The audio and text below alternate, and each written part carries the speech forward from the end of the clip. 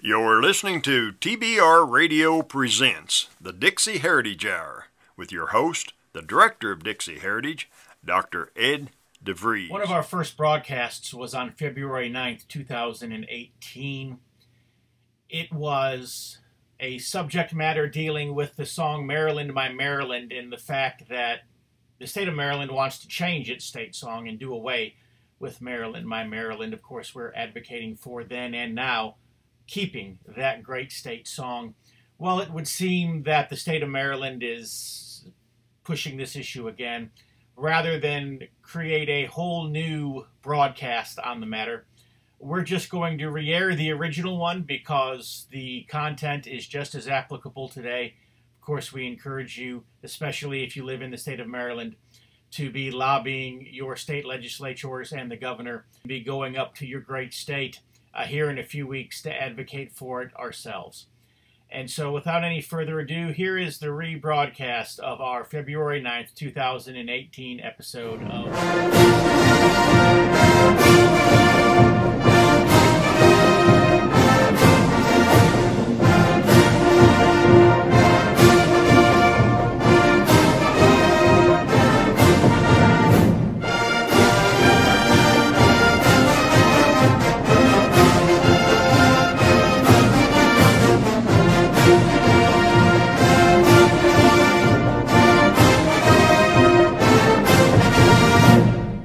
University of Maryland Marching Band playing the Terrapin Fight Song, followed by their rendition of the state song, Maryland, My Maryland. I don't know how many times I've heard that over the years. My father-in-law was from Maryland, graduated from the University of Maryland, in fact. He enrolled in the University of Maryland just a few months before I was born, and he graduated when I was 4 years old. And from the time he was a college student until the time that he died a little over a year ago, he never missed a University of Maryland football game. If he wasn't there in the stadium to watch it live, he was watching it on television. And so every Saturday I can remember over at his house watching the University of Maryland football games. It's a good thing that he was not alive for the last University of Maryland football season, because I know he would have been heartbroken at the fact that the University of Maryland Marching Band was no longer playing the state song, Maryland, My Maryland. In fact, it's not escaping me the fact that I'm recording this broadcast on the day, 1 year ago, today, that I preached my father-in-law's funeral. My father-in-law's name was William Berlin, Bill Berlin. So this may seem a little awkward, especially given the content of today's program. But today's broadcast is dedicated to my late father-in-law, Bill Berlin. My father-in-law and I shared many things. One of them, of course, was our love for baseball. He had been a batting coach there in Maryland, and he'd coached baseball for a number of years. He loved the Baltimore Orioles. Another thing we shared in common was the fact that neither of us could hear Maryland, My Maryland without tearing up just a little bit. Of course, that was understandable for him. He had lived most of his life in the state of Maryland. Myself, on the other hand, that was kind of an awkward thing because I did not grow up in Maryland. I grew up in Chicago. In fact, the Baltimore Orioles kind of became my adopted American League team, if you will. I'm really a Cubs fan. I've always been a Cubs fan. But the Cubs are a National League team, so I can cheer for the Baltimore Orioles as long as they're not in the World Series playing against the Chicago Cubs. Now, with all of the interleague play in baseball, occasionally the Orioles and the Cubs will play each other.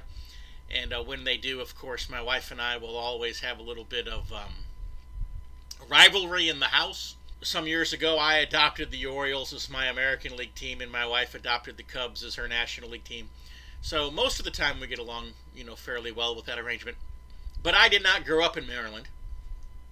I grew up in Chicago. Yet, for some reason, every time I hear the song Maryland, My Maryland, I tear up a little bit. There's just something about the lyrics of that great song that hits me at a heart level. It hits me at a very patriotic level. I think that Maryland, My Maryland is probably one of the most patriotic songs that's ever been written in the history of our country. And now that song is under attack. Back in August, Heritage newsletter, that the University of Maryland would no longer be playing the song. at their events, at their sporting events, and at their university and campus events. And that was just a tragedy. Last year we also reported that there was some movement in the Maryland legislature. There was some movement in the Maryland legislature in 2016 to eliminate the state song of Maryland. Fortunately, those measures did not go anywhere. However, the left, if they are anything, they are persistent, and they've brought these things up yet again. And so now the Maryland State Legislature has before it two bills. One is House Bill 508, the other being House Bill 608. House Bill 508 would say that the Maryland state song should be eliminated, that the state of Maryland should have a contest, God forbid. Do you remember a few years back when Virginia decided to get rid of its state song and they had a contest? Remember what a disaster that was? Well, House Bill 508 would do the same thing in Maryland and have a contest to determine the new state song. House Bill 608, which is also before the state legislature, would have not a contest, but would simply quietly revise and rewrite the song, eliminating what it calls the offensive language of the song. And it would form a committee that would rewrite the words of the song. And I'll just say it, from what I can tell, the plans of the committee, if it should go anywhere, would be to use the proposal of 2016, which would have gutted the song of everything except for its third verse. And even that would have become a ballad, if you will, a commemoration to Harriet Tubman, because I guess it's not enough that they're putting Harriet Tubman on the $20 bill. Now they want to make the state song of Maryland all about her as well. Normally I would say that these actions aren't going to gain any traction, because I know that in the past the governor has said that he opposed the idea of getting rid of Maryland, My Maryland as the state song. It's probably a political hot potato that he just doesn't want to touch. I believe that the timing of these two House measures are a convergence, the perfect storm, if you will. And I believe that in this legislative session that we are probably going to see a serious and a drastic change to the Maryland state song. I do not believe that House Bill 508 will be passed. I do believe it will get out of committee.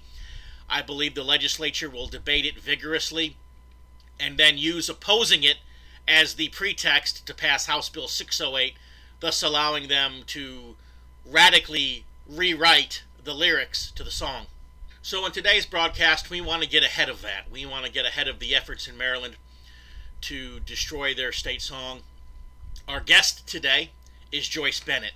Joyce is the author of the book Maryland, My Maryland, The Cleansing of a Small Southern State.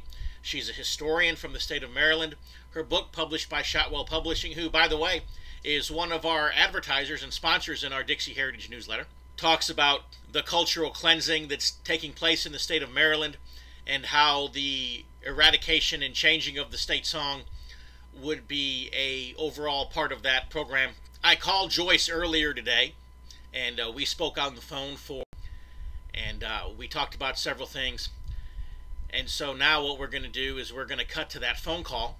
But first, a word from our sponsor, the Barnes Review. If you love listening to the DIXIE Heritage Hour, then I know that you'll love reading the Barnes Review. The Barnes Review is one of my favorite magazines.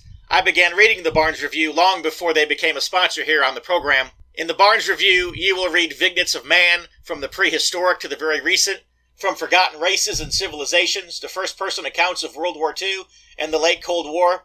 There's just not a more interesting magazine published today, nor a more significant and important subject than real history. So if you'll visit www.barnesreview.org, that's www.barnesreview.org, you can find out how you too can become a subscriber to the Barnes Review. You can subscribe to receive the Barnes Review by mail, or you can subscribe to receive the Barnes Review electronically in PDF editions. Or you can subscribe to receive both. That's what I do. So visit www.barnesreview.org and subscribe to the Barnes Review. Hello, Miss Joyce. This is Ed DeVries with DIXIE Heritage. Hi, how are you? Oh, I'm fine. You are the author of the book Maryland, My Maryland? Maryland, My Maryland, the cultural cleansing of a small southern state. What exactly is your book about?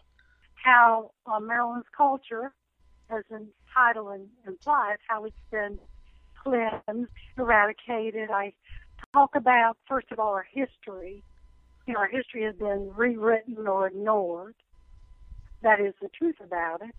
I look at the culture, the language, the way we speak, our expressions. I look at our manners, even our cuisine, shifting demographic. We have lots of folks move here because of the federal government. You know, they work in D.C. That's a problem both Maryland and Virginia have. You had said that Maryland had a unique language or a unique speech. What exactly did you mean by that? Maryland is located in the Upper South. A fact a lot of people don't know.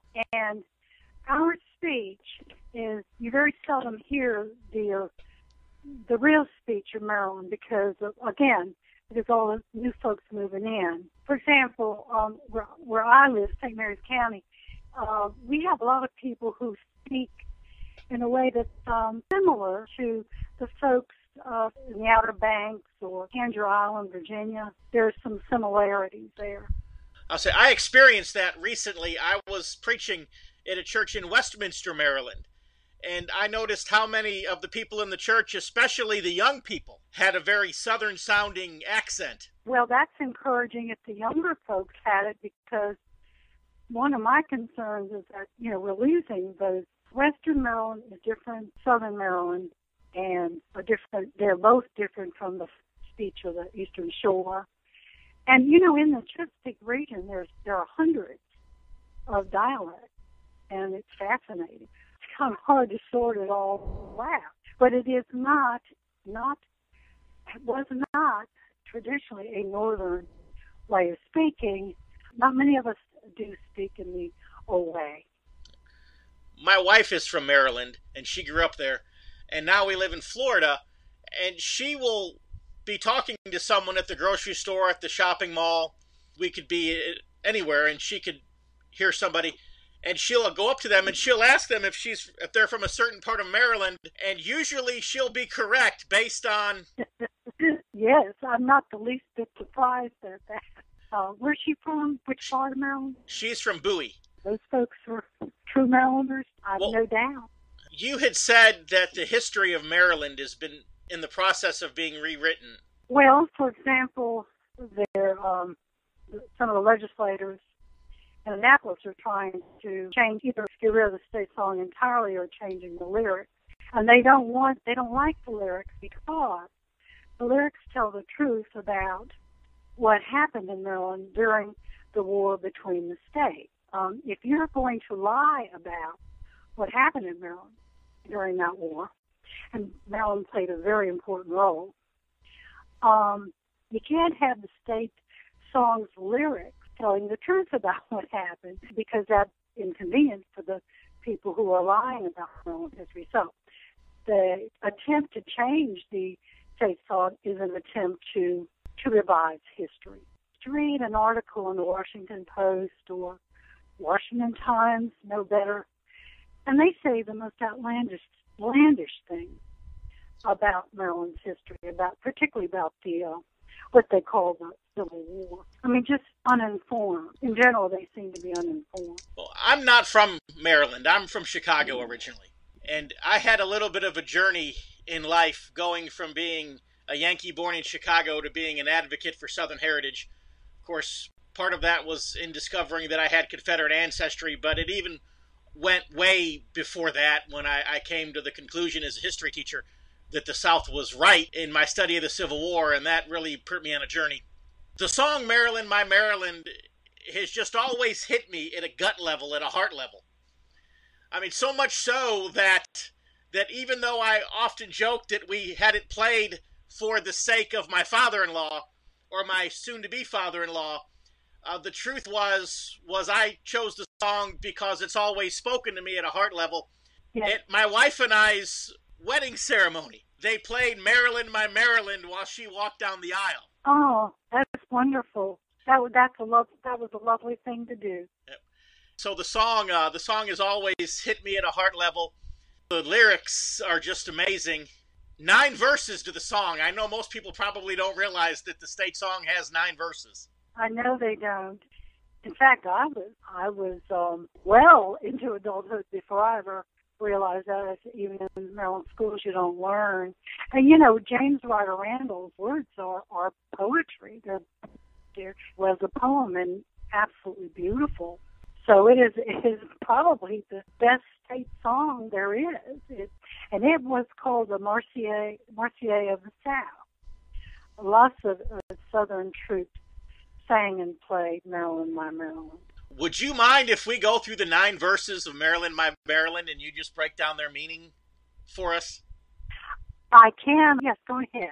I sing horribly, so we're going to let the 97th Pennsylvania String Band sing this for us. Here's the first verse. The despot's heel is on thy shore, Maryland, my Maryland. His touch is at thy temple door, Maryland, my Maryland. Avenge the patriotic gore that flecked the streets of Baltimore, and be the battle queen of yore, Maryland, my Maryland. Yes, that's about Lincoln. Lincoln is a despot, and it's talking about, well, quite frankly, the invasion and occupation of Maryland, and it began till 1861. Some people call it the Riot of Baltimore. I call it the Battle of Baltimore. It is the first bloodshedding of the war between the states.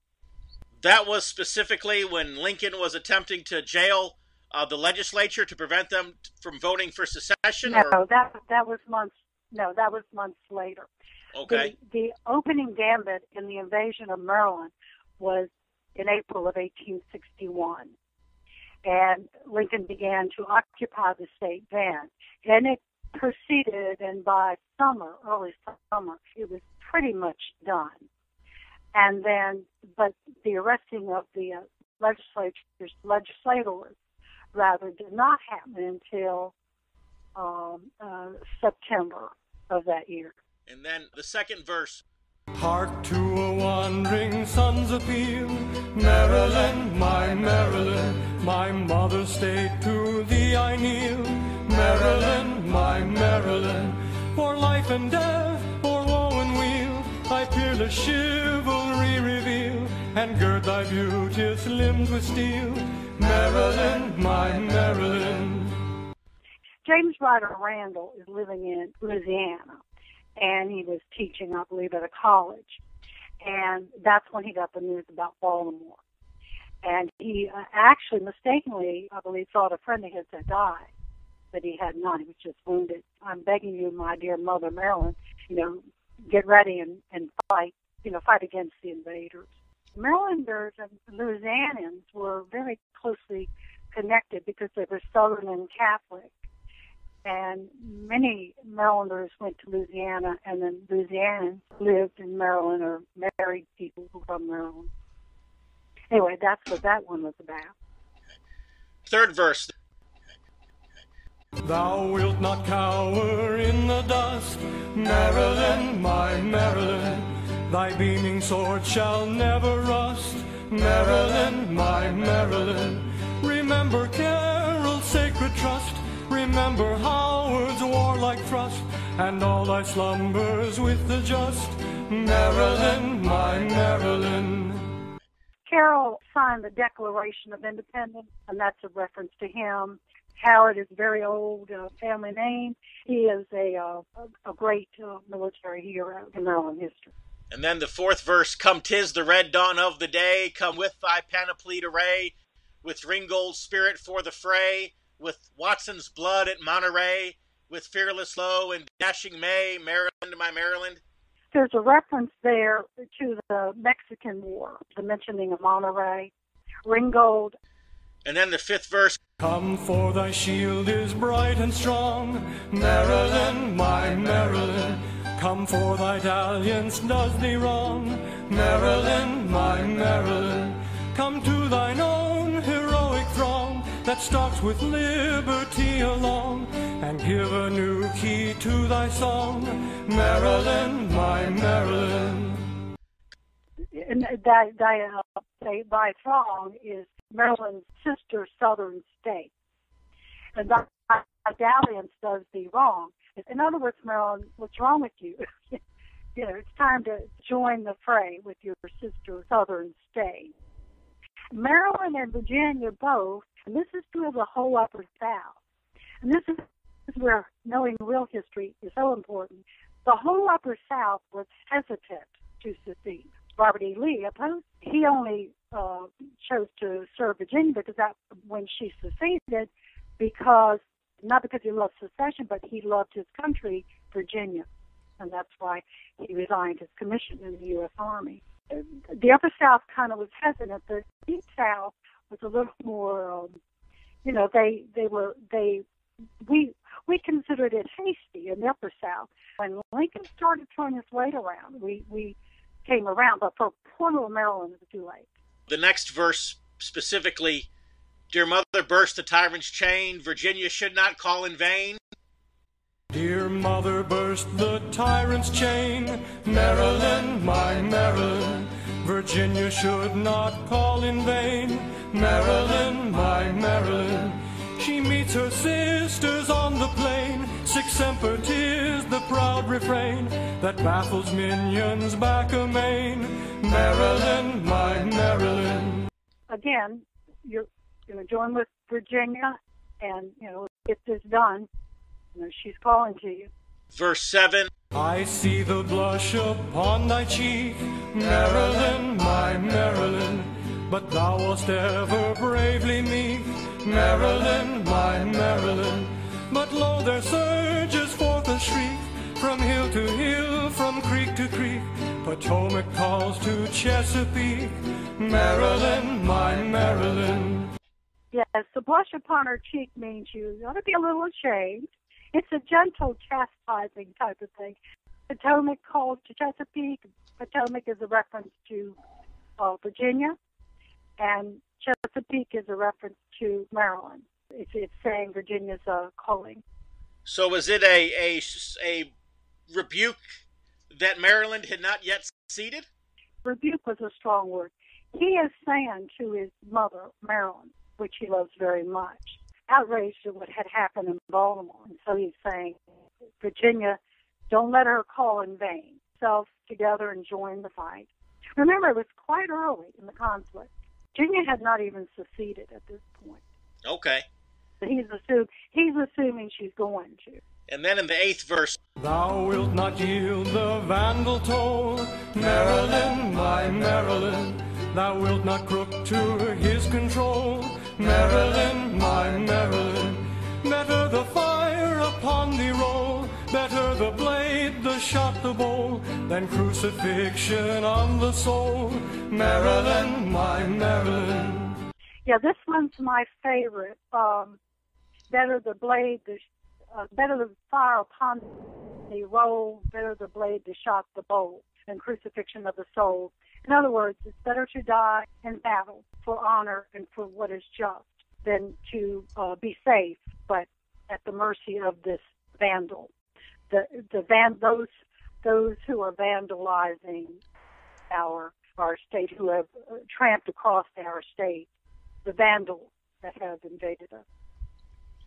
And then the last verse, I hear the distant thunder hum. I hear the distant thunder hum, Maryland, my Maryland. The old line bugle, fife and drum, Maryland, my Maryland. She is not dead, nor deaf, nor dumb. Huzzah, she spurns the northern scum. She breathes, she burns, she'll come, she'll come. Maryland, my Maryland. Yes, that is a reference to the old line, Maryland. The old line, Marylanders really performed quite well in the Revolutionary War. And it was, the Maryland line was famous. And they were really wonderful soldiers. And Marylanders were credited, I think you could make the case for the victory for single-handedly holding off, which seems like the entire British Army in New York at the Battle of the Old Stone House near Brooklyn. The Maryland 400 took a stand there and allowed Washington to retreat across the swamp. thereby saving the American Army for another day. But anyway, that is a reference to the valor of the Maryland's Revolutionary War soldiers, and you need to get with them, have their spirit. And of course, the Northern scum speaks for itself. Those are the Yankee invaders. Well, how could anyone in Maryland think themselves to be in a northern state when the very state song spurns the Northern scum? Bless your heart. You hit the old nail on the head. What you do is you change the state song. Because people will ask the very question you just asked. Well, I know that there's a House bill in progress right now, House Bill 608, that wants to do just that it wants to change the state song, specifically eliminating verse 10 and other verses that it basically declares to be, quote-unquote, objectionable. Yes. And if I understand House Bill 608 correctly, it's pretty much going to limit the state song to a single verse, being verse 3, and verse 3 is even going to be modified. Yes, even that one they won't leave alone. They're going to get rid of the reference to Howard. They won't even leave the stanza alone that they are going to use. And they may succeed. They've tried, they periodically try this. Somehow, miraculously, we've survived. Our song has survived. Unlike Virginia's and... Well, there is another House bill in proposal as well right now, and it's House Bill 508. Yes. And House Bill 508 calls for having a contest to come up with a totally brand new song. Yes, I saw that. That seems a little silly. Right. Now, of course, the whole thing. You mentioned Virginia, and Virginia had a contest to choose its new state song, and that was an absolute disaster. It was, and that is really heartbreaking because I love the Carry Me Back to Old Virginia. And there is such madness afoot that even the word Virginia is considered offensive. This is madness. This is how a civilization dies. Well, let me explain to you what I think is going to happen in Maryland, and you can tell me if you think that I'm right or wrong. All righty. I think that certain politicians in Maryland will allow House Bill 508 to get out of committee, and it will be vigorously debated in the state assembly, not because they have any intention of passing it, but because ultimately they intend to oppose it. They're going to be in opposition to changing the state song, and then what they'll do is they'll pass House Bill 608 claiming that they're saving the state song, and just hope that the citizens of Maryland don't catch on to the fact that they'll be rewriting the words in the process. Yeah, that's a pretty good guess. That's the way their minds work. And so the reason that they couldn't pass various versions of House Bill 608 in the past was because it called attention to all the changes. But this time they'll be able to pass it because they'll pass it under the guise of saving the state song rather than of changing it. Yes, they're very, for lack of a better way to say it, the cultural Marxists are very clever people. They're not good or wise people, but that doesn't mean they're not clever. So they're good at manipulation, so they would probably attempt something very similar. Do you think that the typical person in the state of Maryland would even notice the changes? Sadly, no. Although some of us have been trying to, wake people up. You get some very odd reactions when you stick up for the state's history and culture. Sometimes, well, not sometimes, a lot of times people get angry, which I find curious. Angry at what? If I were to say, for example, that if I were from Massachusetts and I were to say to my fellow Massachusetts citizens, Massachusetts is a southern state, well, everybody would laugh and people would say, poor old thing, she's not right. But you say it about Maryland and people say, well, that's not true, are you crazy? Or, they get aggravated, they get mad. I just think that's curious. And I think it's because they are running up against these reminders of Maryland's true past. It's not just a song. The reminders are everywhere. We'll get into that in just a minute, but first, a word from another one of our sponsors, the American Free Press. If you're like me, and I'll bet you are because you're listening to the Dixie Heritage Hour, you like to be on the cutting edge of honest news and accurate information. 26 times a year, the American Free Press newspaper can be delivered to your door, packed with the kind of uncensored news that I know you're going to appreciate. If you're ever dissatisfied with your subscription to the American Free Press, their guarantee is that you just drop them an email and they will gladly refund the unused portion of your subscription. So what are you waiting for? Visit www.americanfreepress.net. Once again, www.americanfreepress.net. And find out about the American Free Press. Do it today. And it is now post time for the Preakness.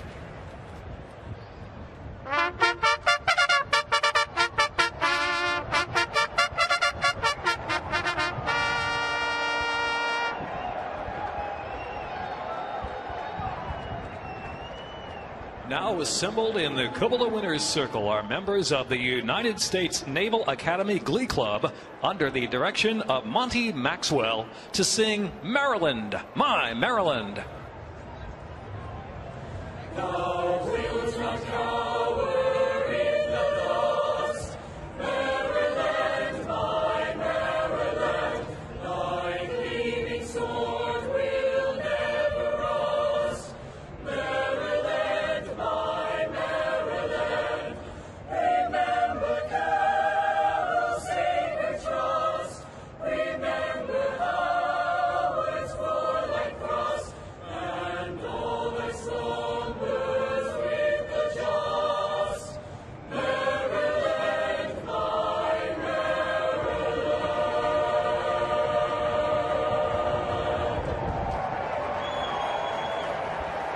Wonderful women and men who represent our country, United States Naval Academy, just about 40 miles south of here in beautiful Annapolis, Maryland, with the traditional singing of the state song as the horses now get set to parade in front of the grandstand here at Pimlico for the 142nd Preakness Stakes. So what other reminders are there in Maryland of the Southern culture and history and heritage of the state? Even our flag is a stylized cross of St. Andrew, if you look at it. Lee Jackson Memorial in Baltimore. And I don't know if you've ever had the opportunity to see that, but it was a magnificent memorial. It was dedicated it was 1948, I believe, possibly 49. It was either one of those 2 years. And in the dead of night, a few months ago, it was renewed, very sadly. So that was a reminder. Well, you drive around St. Mary's County, and you'll still see Confederate battle flags waving. So it lives in the hearts of a lot of Maryland people. We have chapters of the Sons of Confederate Veterans and the United Daughters of Confederacy. And of course, I'm drawing a blank, but there are other monuments, or were monuments in Baltimore to Confederate soldiers and sailors, and I think some of the women involved in the war. By the way, there's some real famous Maryland women who aided the South during the war. Rose O'Neal Greenhouse was known as Rebel Rose, and she was credited by Jefferson Davis with helping the South win First Manassas. And there were other women, who aided the Southern cause. There was a Euphemia Goldsborough, who was also a nurse. She was just loved by Confederate prisoners she took care of. She went to Gettysburg at the time of that battle, and she went to the makeshift hospital the Yankees had for the Southern wounded, and they were POWs, obviously, and she helped them. She took care of George Patton's great uncle, who was hemorrhaging to death, and she sat up. She put her back to his and sat up all night because they had no furniture. He was on the floor, and she sat up all night with her back to him. They were back to back to keep him from suffocating because he was hemorrhaging in the lungs. And she sat there all night, and he did die in the morning. but she did that to keep them alive. So she was quite an heroic woman. So we have all these wonderful, true Maryland heroes and heroines that present a problem. By the way, in the school books that teach children about Maryland history, they don't tell you about these women. Or they tell you about Clara Barton, who was from New England. They call her a Marylander. She lived in Maryland for a few years. So why do you think they omit the references to the heroines of Maryland?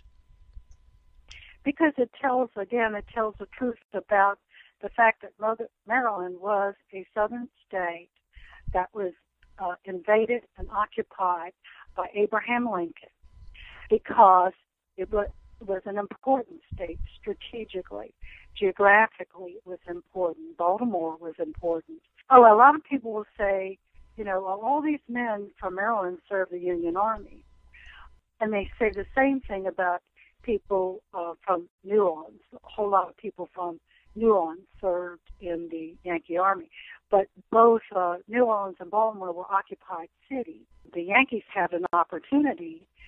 They would recruit the Germans and Irish immigrants at these ports, and they would literally step off the boat and into the Union Army.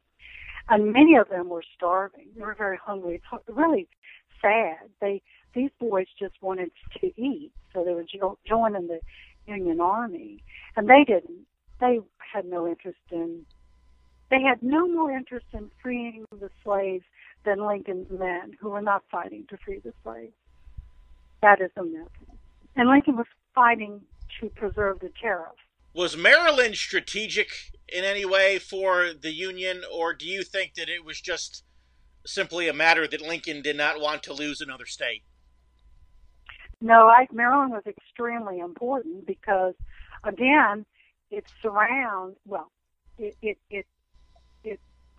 D.C. is surrounded by Maryland, at least not on all sides. Some of it was Virginia. In other words, the capital was right within Maryland, and Washington, D.C., a little-known fact, is that's the Mason-Dixon. By the way, it was a southern city. The people, there was a strong secessionist population there. They wanted to hold on to the nation's capital. Obviously, they didn't want to lose Maryland, which is right there and in close proximity. That's why they also occupied parts of Virginia. Not a lot, but parts of it. So that was a great concern.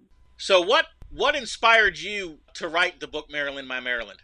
Because I'd spent decades researching the history of Maryland, and I also wrote essays, freelance writer. I don't publish many essays, very few, but I did write a few essays, and then I sort of took the themes I developed in those essays, and I expanded them, and I wrote more essays. I said, well, someone has to make the case for our being a southern state, and that something really precious is being lost. That is our southern heritage and culture. And there are some history books that are wonderful. They really tell you the true history of the state. The Southern Star from Maryland is one, and Maryland the South's First Casualty is another. So for the history, they're really wonderful. But I also, in the book, talk about culture and language, cuisine. I also touch on race relations, and I kind of tell things the way they are. It's the way I look at history is you simply record, chronicle what happened, and you do honest research and let the chips fall where they may. And I say history should be looked at, warts and all. People's history should be examined, warts and all. The good stuff, the bad stuff, you just lay it out there. There are people who believe you can't know the truth about history, but of course you can through diligent research. And when you don't know something, you simply say you don't know. So what were race relations like in Maryland leading up to the war between the states? Well, leading up to the war between the states, just a typical upper South state with, there were lots of tobacco planters in Maryland, and there was slavery. Obviously, slavery is not, it's an immoral thing, it's evil. No human being has the right to own another human being. But then the French, the British, Arabs, sub-Saharan Africans themselves have all enslaved other people, and mankind is guilty of having done this. But, for example, Britain and France freed their slaves without a genocidal war. It wasn't necessary for that to happen in the United States. So slavery obviously is not a good thing, but it did exist. But 50% of those of African descent living in Maryland were free. So I think it was, abolition was happening. Obviously not fast enough for those in bondage. Unspeakable to have to live in bondage. But there was slavery, in the North as well.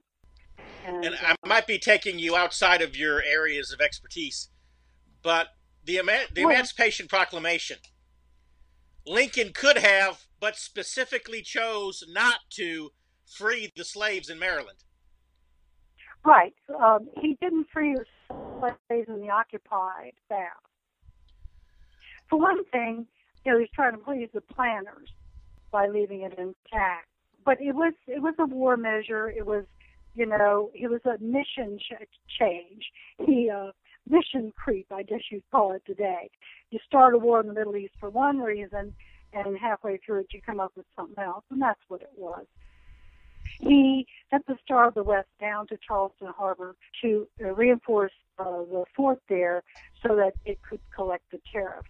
He did not send the Star of the West down to Charleston to free anyone, to free one man, woman, or child held in bondage. It was an economic war. Right. But even when Lincoln made the pretense of freeing the slaves in Virginia or Mississippi, he refused to do so in Maryland. Is that a fact that's lost on the black people of Maryland, or are they still very aware of it? You are right there. I'm not as well versed in that. I simply know that the proclamation was issued in 1863, and that one of the things he hoped was it would cause insurrection in the Confederacy. So that's about all I know about the Emancipation Proclamation. Do you think that these attacks against the culture of Maryland, the changing of the state song, the removal of the statues in Baltimore, the non-Confederate related attacks against Chief Justice Taney because of his role in the Dred Scott decision, are these connected, or do you think that they're non-connected? Are they connected? I believe Taney freed any slaves he had, and I believe he was anti-slavery, but he ruled, he thought, strictly constitutionally. Now, should the Constitution perhaps have been amended? Yes. Oh, yes, it should have been amended. But at the time, it was ruling constitutionally. But, yes, his statute is considered offensive, too. Right. And now they want to change the state song. Are all of these attacks against the history and culture of Maryland, are they connected? Or, in other words, is this an organized war? Or are these just individual politicians and individual activists just... Well, go ahead. I guess I'm trying to get your opinion on whether this is a concerted effort or if these are just individual attacks that are starting to pile up on one another. I don't want to sound like an alarmist. I'm really not. But I think it's cultural Marxism, and I mean, they, it simply is something that there's an impetus. It's just a growing. For example, if you do change the Maryland State song, then there will be more demand. It seems to feed on itself until all symbols that people consider offensive are gone. And who knows where that will stop? So it's sort of a thing that feeds on itself, and the political correctness is an evil. It is, in a free society, you're going to be offended sometimes. And I think also this is a large factor. The federal government has too much power. And the South, the Confederacy, and the border states understood that the state is sovereign, that the federal government should be the servant of the states, the agent of the state. And when Lincoln acted dictatorially, he, especially concerning the Upper South, when he made aggressive moves, the state had a right to terminate the Union, dissolve the Union.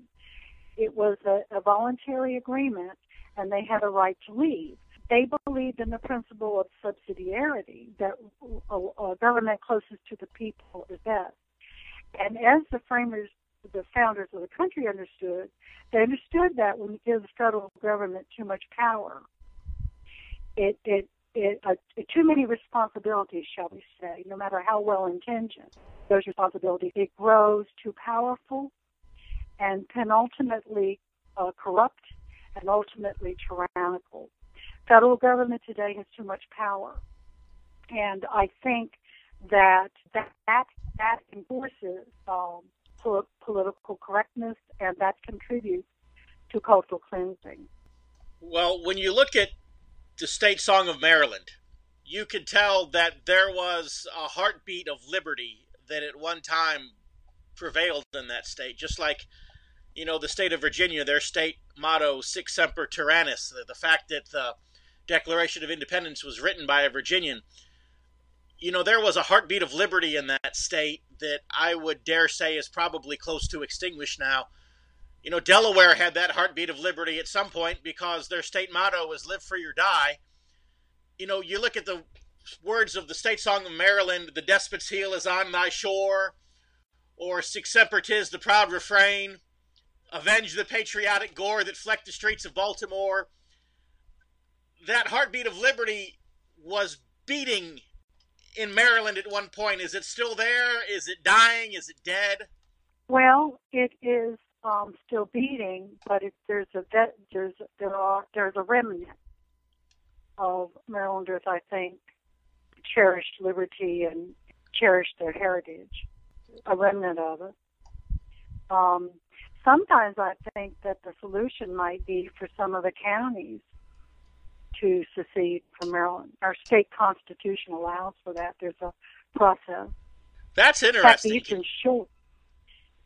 Yeah, Eastern Shore attempted in the 90s to do that. They considered it.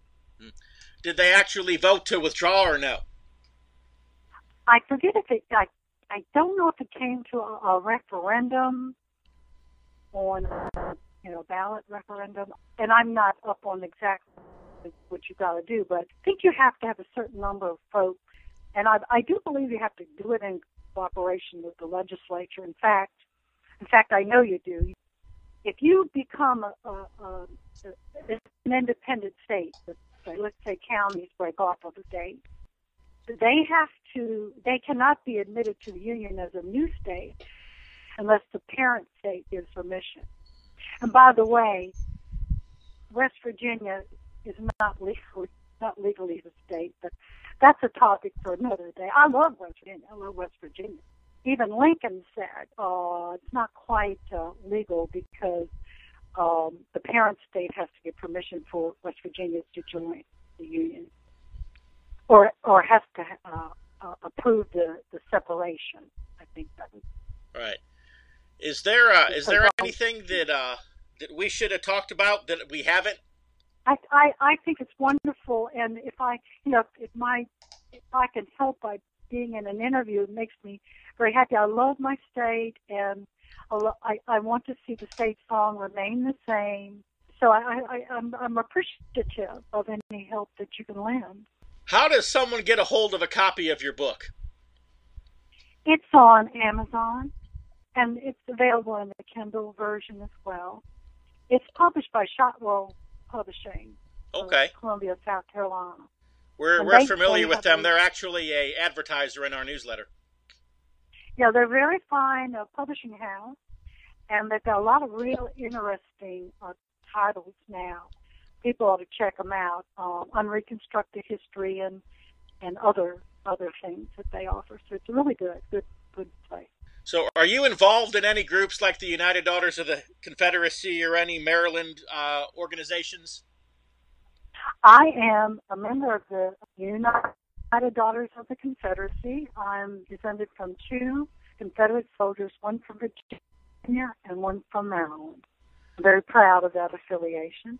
Tell me a little bit about how your Confederate ancestor from Maryland came to serve in the Confederacy. Well, he served in the Virginia Infantry. Now, his records are a little shadowy because Marylanders were very closed-mouthed about their, the Confederate service of their husbands and brothers and sons, because we were occupied by Union troops. I mean, they were here, and my great grandfather, William Martin Weibel, for some reason came back after serving in the infantry. I don't have all the details. I didn't claim him as my ancestor when I joined UDC. I claimed the other one.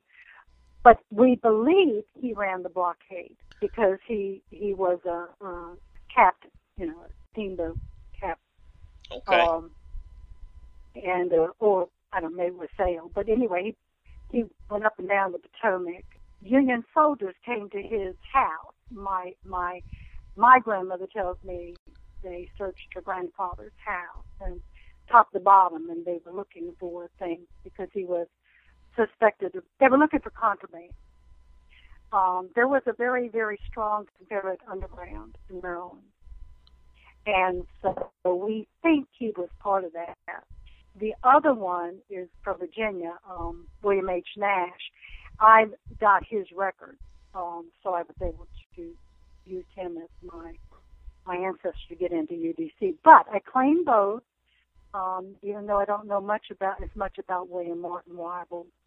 But I think he's kind of colorful. A blockade runner is kind of an interesting, very proud of that. The North Carolina Heritage Political Action Committee was organized by concerned citizens of North Carolina in 2015 in response to the increased attacks on North Carolina's history and heritage. The North Carolina Heritage PAC supports state and local candidates for public office who pledge and show their support for the protection of Confederate memorials and the preservation of all of North Carolina's history. We all know that Confederate memorials and symbols are the easy targets, and that the end game of our leftist enemies is to erase and rewrite all of history, from the colonies to the War on Terror. If we fight them for our state's rich Confederate history and heritage, we may be able to stop them from their mission of total destruction. Join the North Carolina Heritage PAC now by visiting ncheritagepac.org. Once again, that is www.ncheritagepac.org. And help us on the front lines of North Carolina politics.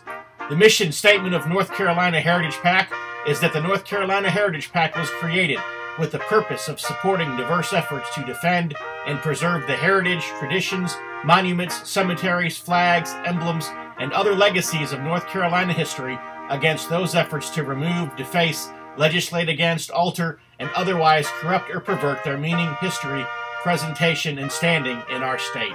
Once again, www.ncheritagepac.org. Here's a song that was taken from the old classic German melody Tannenbaum. It's also known as Maryland, My Maryland, and we're here now from our Dixieland boys. Johnny Klein, roll it off.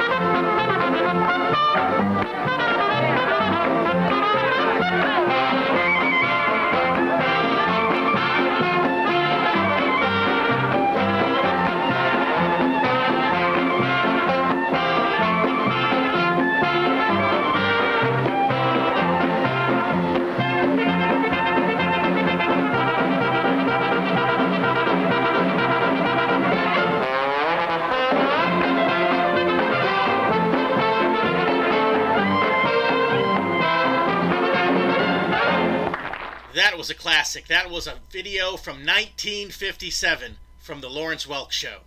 Unfortunately, we are almost out of time. But I can assure all of our listeners that we at Dixie Heritage are going to be doing everything that we can to oppose this changing of the state song of Maryland, to oppose the changing of the words to Maryland, my Maryland. We're going to be actively lobbying the state legislature and the governor of the state of Maryland to keep their great traditional state song. I want to encourage you to go to the Shotwell Publishing website, look at all their wonderful books that they offer there, especially the book that was written by our guest today, Maryland, My Maryland. It's a great read. You'll enjoy it thoroughly. Also want you to go to our website, www.DIXIEHeritage.net, www.DIXIEHeritage.net. Sign up for our newsletter. It's absolutely free. When you do, I will also send you a copy of my book, The Truth About the Confederate Battle Flag. Again, no cost, no obligation. We just want to put the information in your hand. Use the contact form. Shoot me an email. I read each and every one of them personally. Let me know who you are and that you're listening to the Dixie Heritage Hour. And if you're specifically interested in what you can do to help preserve the state song of Maryland, let us know that as well, and we'll keep you informed. Until next week, God bless. And so now I'm going to leave you with Bobby Horton and the CSA Strings singing Maryland, My Maryland. Despot's heel is on thy shore, Maryland, my Maryland. His torch is at thy temple door, Maryland, my Maryland. Avenge the patriotic gore that flecked the streets of Baltimore, and be the battle queen of your Maryland, my Maryland. Dear mother, burst the tyrant's chain, Maryland, my Maryland. Virginia should not call in vain, Maryland, my Maryland. She meets her sisters on the plain, sic semper tis the proud refrain that baffles minions back amain, Maryland, my Maryland. I hear the distant thunder hum, Maryland, my Maryland. The old line's bugle, fife and drum, Maryland, my Maryland. She is not dead, nor deaf, nor dumb, huzzah, she spurns the northern scum. She breathes, she burns, she'll come, she'll come.